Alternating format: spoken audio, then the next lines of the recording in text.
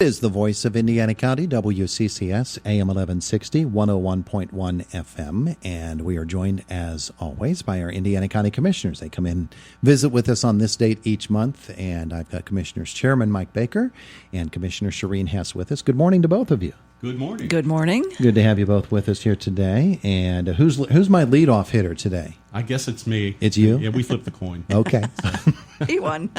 Or lost, I'm not sure. Yeah, I'm not sure if I Or won lost. Like missing a meeting. There you go. Commissioner Baker, what's up? Well, a lot of things going on around the county. I just wanted to kind of give you some project updates that are going on around the county. We got some infrastructure things that are happening and I think are important and people need to know about. First of all, our 911 expansion project. It's about a $470,000 project, and this is adding some much-needed office and conference space to the 911 and EMA complex up on Haven Drive. I'm happy to report that it's finally fully under roof. The electrical contractor and the HVAC folks have been there working very hard to finish up. Honestly, we expected to have this building project completed by the end of March or sometime early in April, but there were a few design changes and things that often happen in these kind of projects. So we're looking forward to maybe a late summer finish on this thing, but it's all underway and it's looking really good. So that will really enhance our capabilities at the 911 center. So that's a good project that's happening now. Yeah. Also, just want to talk for a moment about the Alice Paul House construction project. As you know, we had the groundbreaking up there a number of weeks ago. They're really moving a lot of dirt up there, doing a lot of work. I try to go past there and stop maybe once or twice a week. Haven't been there yet this week, so I'm not sure how much more has been turned over or what's going on, but it's a very busy site. It'd be nice if the rain would let up a little bit. I told Josh this morning that he needs to start doing his forecast. Just give us 40 days and 40 nights and let us know what's going to do. Well, we've given you like 90 days and 90 nights of consecutive rain, so you ought to be done by now. Yeah, you would think. It's tough. Yeah, really is. Oh, well, just saying that public safety is so extremely important.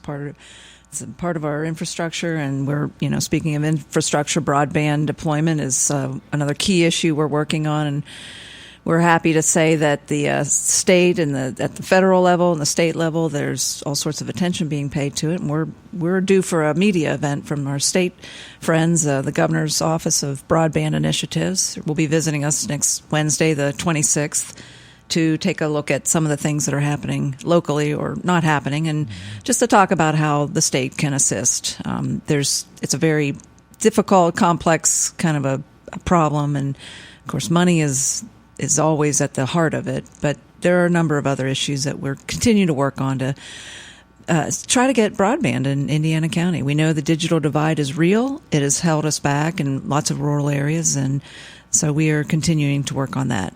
Next Wednesday, you said? The 26th, That's going to take place where? Well, we're working on those details. We're planning to show them the tower at Blue Spruce Park, one of our county parks, and just explain how there's no cell service, there's no broadband internet access there, and the difficulties that brings, and that's just one area of difficulty. Yeah. And then we're looking to visit a couple of businesses or maybe a farm even that's interested in to try to talk about the importance of broadband to our industries and our business sector in Indiana County. Those are two really good choices for demonstrating the fact that broadband is not available on a wide-scale basis in this county, and there are many other counties just like it. Yes. You think of Blue Spruce Park being a public place where people go to recreate, and if there's an emergency, who do you call? How do you call? Heavy utilization of that area out there. Very. I think Commissioner Ruddick spoke about it best at one of our recent meetings about what in the world would you do if you had 100 kids out there in an event and you had a medical emergency? Yeah. You have to get back to the office to make a telephone call. Yeah. If the office happens to be open, and if not, it could be in pretty dire straits pretty quickly. Yeah, you think of all the kids that are around that lake, and all of the various things that can go wrong. Not that it's any different from any other public place. That there are dangers in all of them, and so that's one thing. And then the farm situation, Commissioner Hess, you were talking about that. Especially in this day and age when it seems like the farming community is really facing some real hard challenges to not have internet access to help them to do business and compete is really, really competition, and a lot of equipment depends on this. They call it precision agriculture, and it depends on broadband to use that equipment. And and just talk about being part of the global economy. It's nearly impossible for that to happen. So we're working on it. It's complicated, and I know we keep saying that, and it has been literally years. But we can't do it alone. We do need our state partners. We need our federal partners, and I'm glad to see that everybody's sort of on the same page about it, but we needed that to happen a long time ago. Well, the way you phrase that is correct, because it seems like now it's on the front page. Yes. It's on page 1, whereas in other years it was on page 10, page 8, something like that. It was down there in the list of priorities, but it seems like it's getting attention across the Commonwealth now. You see how crucial it is to just, everyday life. And it's not just so you can you view your Netflix videos and play games. It's really crucial to the vitality of our economy. Education. Health. Telehealth is a big thing now. Yeah, so. It's the way the world works now, and we're for better, for worse. we're not working as well as we could without it. You're on board or you missed the boat, one way or the other. There you go. All right, so those are some big issues. Yeah. Yes. Yeah. But speaking of our county parks, we have a wonderful parks and trail system, and our Ghost Town Trail is going to be celebrating its 25th anniversary since its inception, and we're our Parks Advisory Board and our staff are planning a great celebration of that on September 27th with the Cambria and Indiana Trail Council and our friends in Cambria County.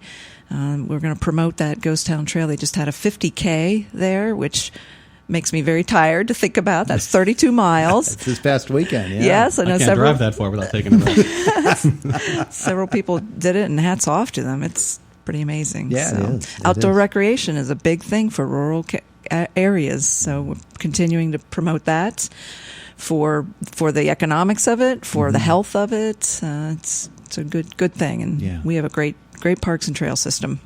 Okay. Other items that you've brought with you today? Just a couple. I wanted to just briefly touch on. Everybody sees the urban building going up, and I had an opportunity to join with some folks who were on the bus tour down at Gap for the tour of the existing urban facility there. It was awesome. I can't wait to see this one get up and running this summer. Hiring's already begun there, so that's a big deal, and looking forward to that.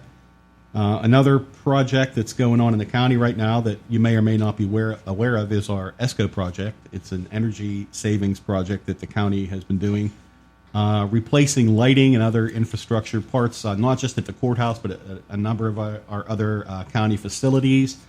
And it enables us to make investments in those sorts of infrastructure improvements with the guarantee that over the course of time, the energy savings will more than offset the cost of those projects. So that's going on. You'll see contractors running in and out of our various buildings all the time.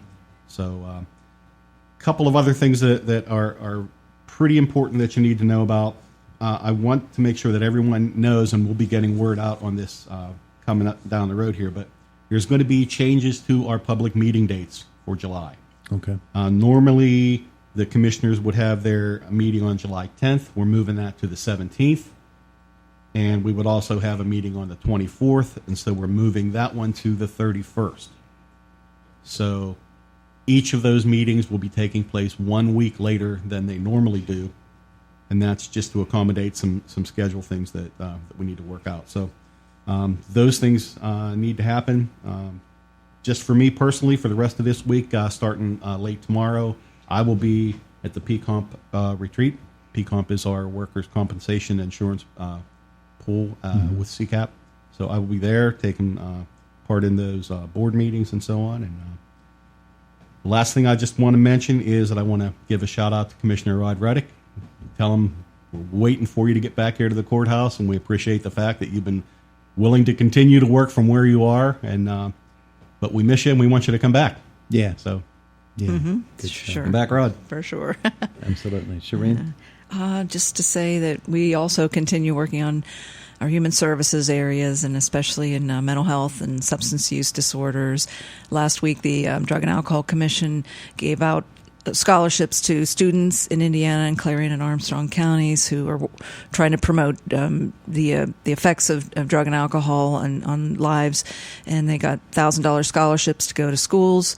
And we're pleased that there's a growing awareness of it, and I'm happy to say our court system has started a veterans treatment court. Mm-hmm. So, and often that our veterans find themselves intersecting with the law because of substance use problems and mental health problems. So that talks about diverting those folks away from the prison system to treatment, which is really a good way to handle things, and a very caring way. And we're all concerned about our veterans, and so I thought that was a great development. Hats off to our courts folks and the district attorney's office and the probation folks, and there are many, many partners involved in that, so that's a good thing. They did a great presentation for us in the courtroom, the judges did, concerning the Veterans Court. And I will tell you, it's definitely not a free pass for folks. It's about, an 18-month program, I think, 16 to 18 months? It is very serious. Yes, and there are rules and benchmarks and milestones that you have to make along the way, but I think it's going to be a great thing for our veterans. I really do. Yeah. Oh, absolutely. And they do. They have a unique set of problems that might manifest themselves in a way that we see in the regular court system, but because of their circumstances, which are so specialized, then they need to have that outlet, that way of handling them that is a bit unusual, but is very, very effective. It's been shown to be effective in other counties, too. Yep, well said. Mm-hmm. Mm-hmm. All righty, so we're heading toward the end of our time together here for this month. I wanted to ask each of you, because this is budget season in Pennsylvania, if you keep a really close eye on what's happening in Harrisburg with budget talks, because the bottom line is that's where your money's coming from. Right, that's a lot of it, or not. Yeah, or not coming from. So do you keep a really close eye on what's happening there? Are you involved in any sorts of discussions, or people asking you questions? CCAP is pretty involved with keeping us in tune with what we need to be speaking with our legislators about. That's the County Commissioners and we have our correct. That's correct. We have a list of priorities, and among those priorities, in addition to the broadband and the election equipment, things that was kind of mandated on us, we're still fighting for the human services funding that was reduced a number of years ago. It's never really been restored at all. That's right. Very, very needy folks throughout our county and beyond who rely on the services that the Human Services Department provides, and it needs to be funded. Yeah. So we're keeping an eye on that. All right. So those discussions are going on in Harrisburg right now. Let's hope that we get a budget in place by June 30th. We know there's a surplus, but we don't want to get complacent either. We don't want to be the frog in the nice warm pot of water and all of a sudden it's boiling before we know it. All right, very good. Thank you both for coming in to visit with us today. Thanks you for having us. I appreciate it. It's the voice of Indiana County, WCCS AM 1160, 101.1 FM.